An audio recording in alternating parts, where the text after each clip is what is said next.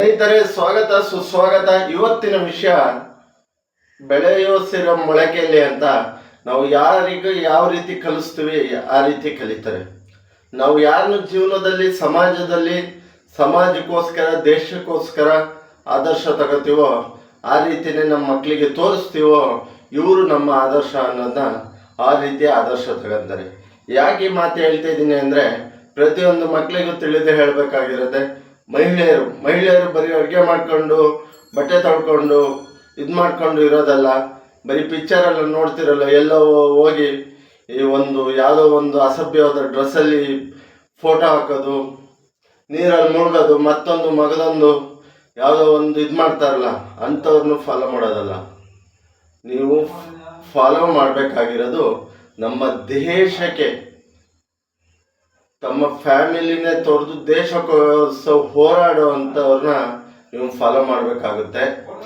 ಯಾಕೆ ಈ ಮಾತು ಹೇಳ್ತಾ ಇದ್ದೀನಿ ಅಂದರೆ, ನಮ್ಮ ದೇಶದ ನಡೀತು ಪುಲ್ವಾಮಾ ಅಟ್ಯಾಕ್, ಅದರಲ್ಲಿ ವಿರುದ್ಧವಾಗಿ ಆಪರೇಷನ್ ಸಿಂಧೂರ ಅನ್ನೋ ಇದರಲ್ಲಿ ಪಾಕಿಸ್ತಾನಕ್ಕೆ ನಡುಕ ಹುಟ್ಟಿಸಿದಂಥ ಮಹಿಳೆ, ನಿಮಗೆ ಫೋಟೋ ಹಾಕಿದ್ದೀನಿ ನೋಡಿ. ಅವ್ರ ಬಗ್ಗೆ ಹೇಳೋಕ್ಕೆ ಹೆಮ್ಮೆ ಆಗುತ್ತೆ. ಅವ್ರಿಗೆ ದೊಡ್ಡ ಅಪ್ರಿಷಿಯೇಷನ್ ಕೊಡಬೇಕಾಗುತ್ತೆ. ಯಾಕೆ ಅಂದರೆ ನೋಡಿ, ಅವ್ರು ನಮ್ಮ ಕರ್ನಾಟಕದ ಸೊಸೆನೂ ಹೌದು. ಬೆಳಗಾಂನವರು, ಮೂಲತಃ ಅವ್ರ ಗಂಡನವರು ನಮ್ಮ ಕರ್ನಾಟಕದ ಸೊಸೆ. ಪ್ರತಿಯೊಬ್ಬರು ಮಕ್ಕಳಿಗೂ ಇಂಥನ್ನ ಆದರ್ಶವಾಗಿ ಕಲಿಸಿ ಸ್ನೇಹಿತರೆ. ನಮ್ಮ ದೇಶದ ಬಗ್ಗೆ, ನಮ್ಮ ದೇಶಕ್ಕೋಸ್ಕರ ಹೋರಾಡಿದಂಥ ಮಹಿಳೆಯ ಬಗ್ಗೆ ನೀವು ಮಕ್ಕಳಿಗೆ ಆದರ್ಶವಾಗಿ ತಿಳಿಸ್ಬೇಕು. ಯಾವುದೋ ಜಗಳ ಮಾಡಿಕೊಂಡು, ಯಾವುದೋ ಫಿಲಮಿಗೆ ಇದು ಮಾಡಿಕೊಂಡು ಅಂಥವ್ರನ್ನ ದಯವಿಟ್ಟು ಆದರ್ಶವಾಗಿ ತಿಳಿಸ್ಬೇಡಿ.